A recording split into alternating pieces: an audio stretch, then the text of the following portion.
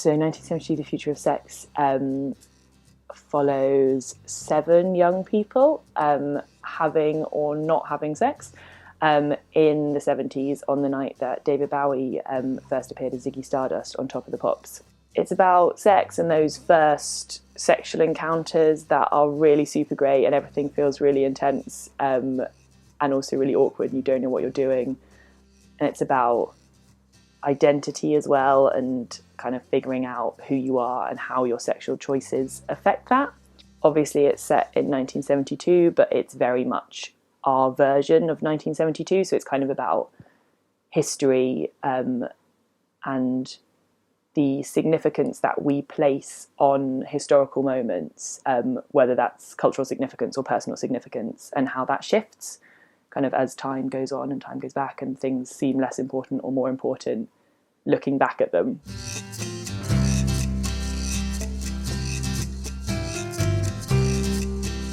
So we wanted to use the 70s basically to talk about sex today.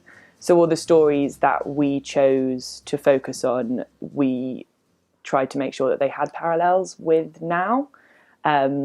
So for example, one of the girls in the show, Christine, is supposed to be having sex with her boyfriend, but she has no idea what to do. So she goes and watches Deep Throat in a CD video store.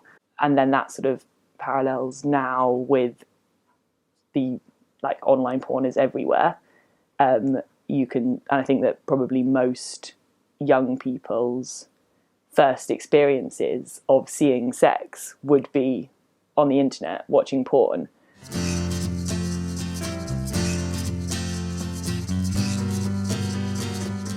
It's a really, really unique structure for a company to have 10 people with basically equal say in all decisions, even very, very minute decisions.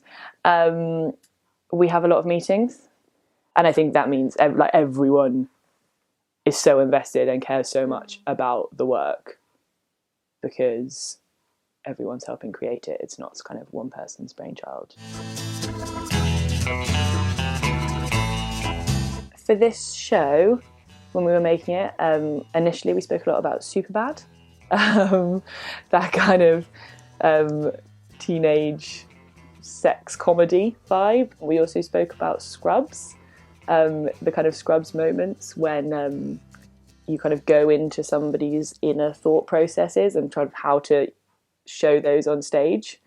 For the company more in general, in the kind of way that we work, I would like to say that the team were an influence, but we also think they're amazing. So that's kind of yeah. Knee High as well, kind of inventive storytelling vibes. Yeah, and then there's so many people, everyone's influenced by everything they see. It's kind of TV, films, books, whatever. It's kind of a big mishmash melting pot thing.